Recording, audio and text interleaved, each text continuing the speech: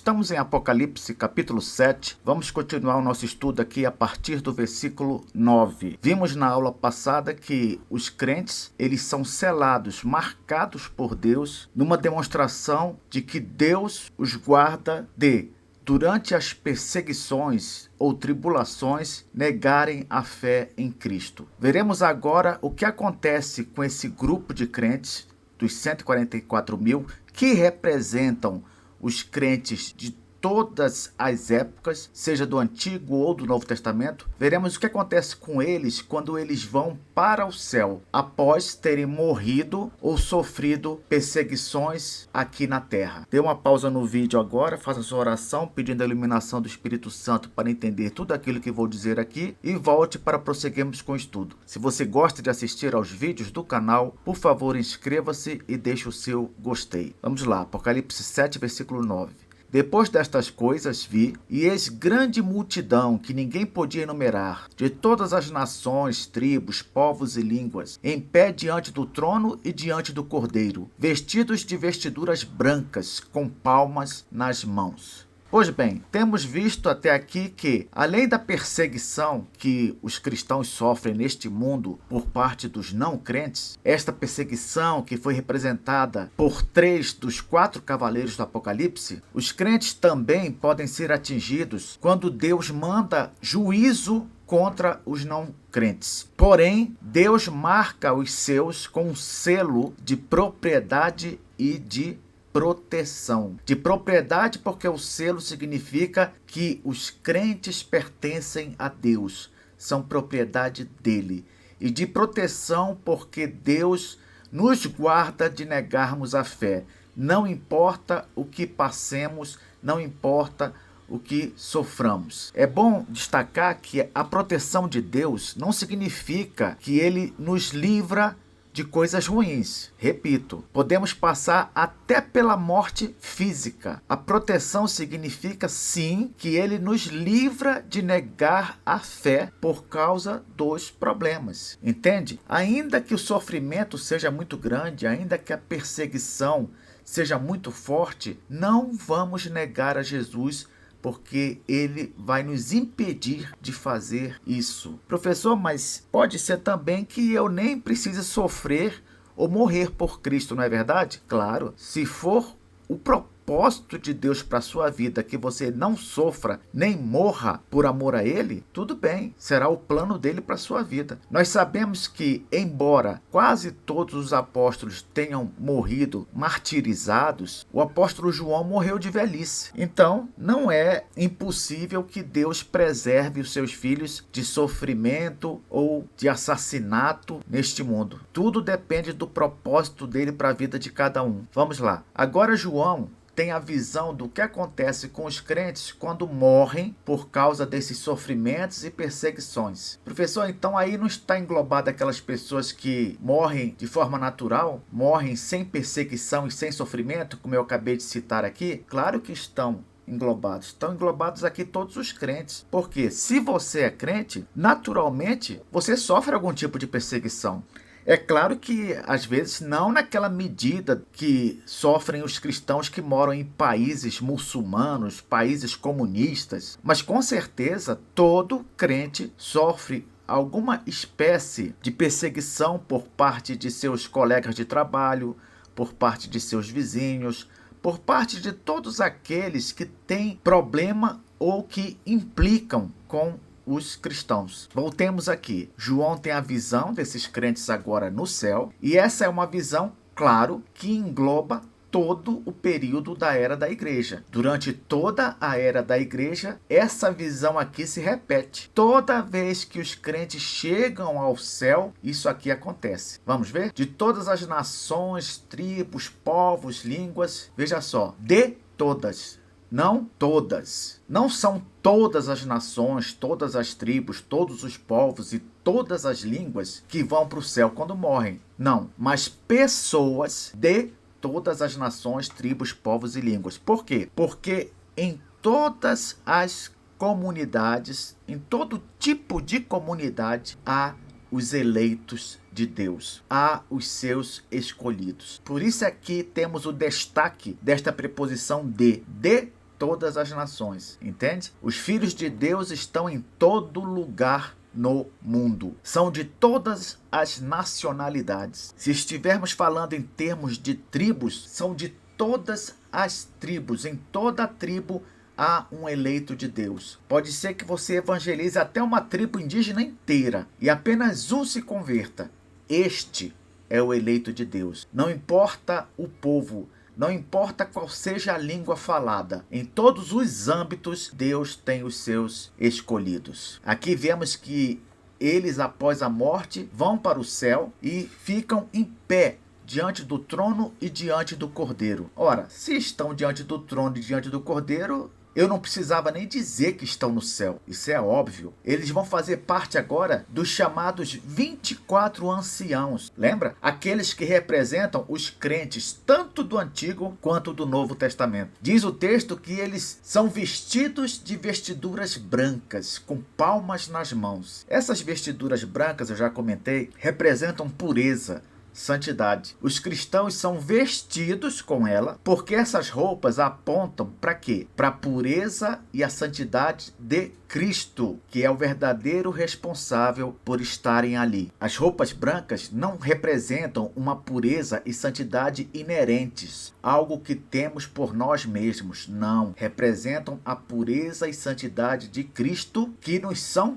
dadas. Por isso que diz que eles são vestidos com essas vestiduras brancas. Diz também o texto que eles estão com palmas nas mãos. Presta atenção, essa expressão com palmas nas mãos não quer dizer que eles estavam batendo palmas. Não. Essas palmas nas mãos são folhas de palmeiras, que eram muito usadas, especialmente lá pelo povo de Israel, em ocasiões alegres e festivas. Você lembra quando Jesus chegou a Jerusalém montado num jumentinho? Os judeus estavam com folhas de palmeiras para comemorar sua chegada. Onde é que está isso, professor? Em João 12, versículo 12 e 13. No dia seguinte, a numerosa multidão que viera à festa, tendo ouvido que Jesus estava de caminho para Jerusalém, tomou ramos de palmeiras e saiu ao seu encontro, clamando: Hosana! Bendito que vem em nome do Senhor e que é Rei de Israel. Viram só? Versículo 13. Tomou ramos de palmeiras. Uma curiosidade aqui. As folhas de palmeiras também eram utilizadas na festa dos tabernáculos. Uma festa que se comemorava para lembrar o período em que o povo esteve no deserto, logo após serem retirados do Egito. Quando eles estavam no deserto, eles viviam em cabanas que muitas vezes eram feitas de folhas de palmeira. Então, quando eles comemoravam a festa dos tabernáculos, para lembrar esse período, eles voltavam a fazer cabanas com folhas de palmeira. Versículo 10.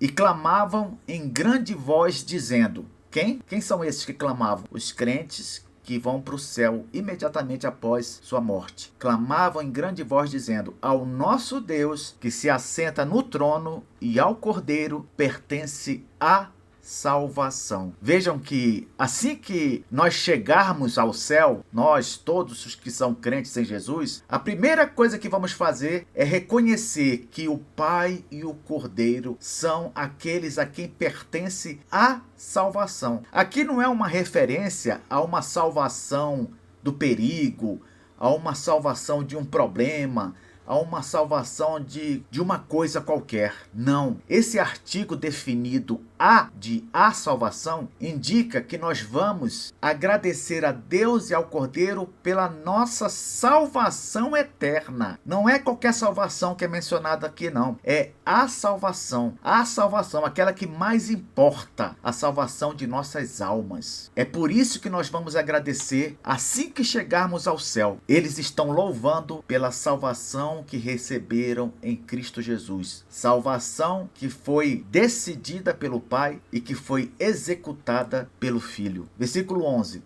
Todos os anjos estavam de pé, rodeando o trono, os anciãos e os 4 seres viventes, e ante o trono se prostraram sobre o seu rosto e adoraram a Deus. Veja que coisa incrível. Você sabe quantos anjos tem no céu? Nós não sabemos, não. A única coisa que podemos dizer é que é um número extraordinário. Quase não dá para contar o número de anjos que existem lá. E aqui diz no texto que todos os anjos vão rodear o trono onde estão o Pai e o Filho, vão rodear os crentes e também aqueles 4 seres viventes, aqueles 4 anjos que ficam ali colados no trono de Deus. Vamos ser cercados por todos os anjos que estão no céu. Que visão é essa? Aqui no texto, todos os anjos rodeiam o trono, os anciãos, isto é, os crentes, e os 4 seres viventes. Aqueles anjos, como eu disse, mais próximos do trono. E o que eles fazem? Eles se prostram sobre o próprio rosto. Com isso, esses anjos demonstram a submissão deles, o respeito e a adoração que prestam a Deus. Professor, o texto diz que esses anjos, eles se prostram sobre o rosto. Mas anjo tem rosto? Ora, eu pergunto, por que não? O que impede um espírito de ter um rosto? Para quem consegue enxergar um espírito, aqueles de nós que um dia vierem a enxergar um anjo, um desses espíritos, já vá sabendo aí que eles têm rosto. Não é o caso de Deus, porque Deus é um espírito invisível. E quando diz no texto invisível, certamente ele é invisível para qualquer um. Mas os anjos, sim, eles podem ter uma forma que só é vista por aqueles que conseguem enxergar a realidade espiritual. Você lembra no Antigo Testamento, quando o profeta Eliseu estava numa cidade e ele mostrou para o seu servo o exército de anjos que havia ali? Se esse exército pôde ser visto, é porque, ainda que os anjos sejam espíritos, se pudermos enxergá-los, vamos ver um formato, uma forma. E ao que tudo indica, pelos vários textos da Bíblia, essa forma é semelhante a uma forma humana. Seriam como que pessoas com asas, algo assim. Pois bem, todos os anjos cercam os crentes, cercam Deus e prostrados adoram a Deus com uma declaração. O que eles dizem? Primeiro, eles dizem amém, isto é, eles concordam com o que os crentes disseram, que Deus, o Pai, o Filho, são responsáveis pela salvação deles. Eles concordam com isso. Mas eles acrescentam: o louvor e a glória e a sabedoria e as ações de graças e a honra e o poder e a força sejam ao nosso Deus pelos séculos dos séculos. Amém. Note que os anjos, eles acrescentam às palavras dos crentes 7 reconhecimentos a Deus Pai. Os mesmos reconhecimentos, praticamente, que foram direcionados ao Cordeiro, lá em Apocalipse, capítulo 5, versículo 12. Volte lá depois e veja o que eu comentei sobre este versículo. Professor, por que os anjos acrescentam 7 reconhecimentos a Deus Pai? Primeiro, porque o 7 é um número simbólico que aponta para a perfeição, totalidade. Ao citarem 7 reconhecimentos, eles querem dizer, na verdade, que Deus Pai é digno de todo tipo de reconhecimento. Entende? Se o número 7 aponta para a totalidade, então eles citam 7 reconhecimentos para dizer: Deus Pai merece todo o reconhecimento. Todo tipo de reconhecimento. É isso. Lá no céu, todas as coisas são direcionadas a Deus por toda a eternidade.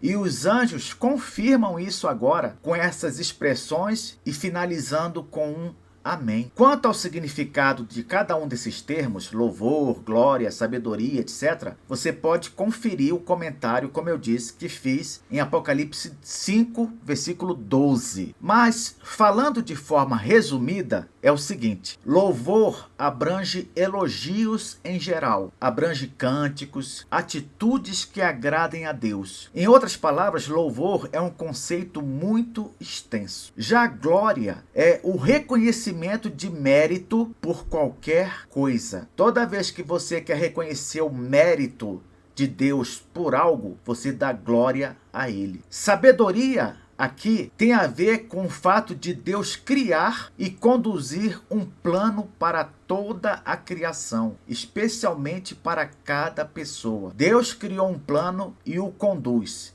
de forma sábia. Daí a menção da sabedoria. Ações de graça diz respeito aos agradecimentos em geral. Deus é digno de agradecimento de forma geral. Honra é um respeito que deve ser prestado a Deus, principalmente na forma de obediência. Se você disser que respeita a Deus, isso significa que você o honra. E a prova de que você o honra mesmo é como? Obedecendo-lhe. Essa é a prova. A palavra poder aqui aponta para a capacidade de Deus de fazer qualquer coisa. Diz respeito ao que então? À sua onipotência. Lembre disso. Quando você disser que a Deus pertence todo o poder, você quer dizer que Deus tem a capacidade de fazer qualquer coisa.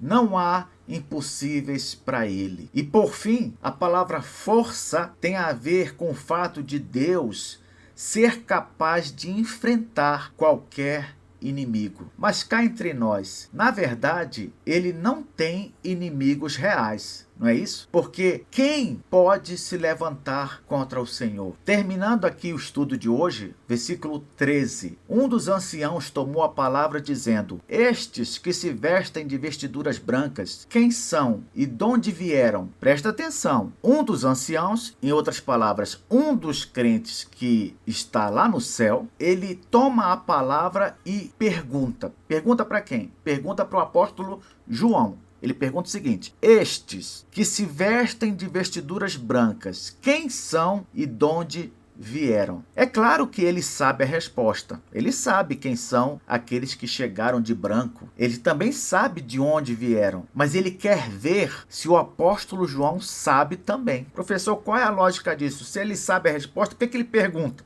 Olha, saber a resposta e ainda assim perguntar era um método na antiguidade muito utilizado. Inclusive, o filósofo Sócrates também fazia uso desse método. Para que ele servia? A intenção de fazer uma pergunta já sabendo a resposta era fazer o discípulo pensar e achar uma resposta por si mesmo. Compreende? Então o mestre, ele fazia a pergunta, ele já sabia a resposta, mas ele fazia a pergunta testando o discípulo. Ele queria verificar se o discípulo sabia ou não a resposta, ou se ele conseguiria chegar à resposta por si mesmo. Então fica aqui a pergunta: quem são estes? De onde vieram? Você vai se surpreender com a resposta na próxima aula.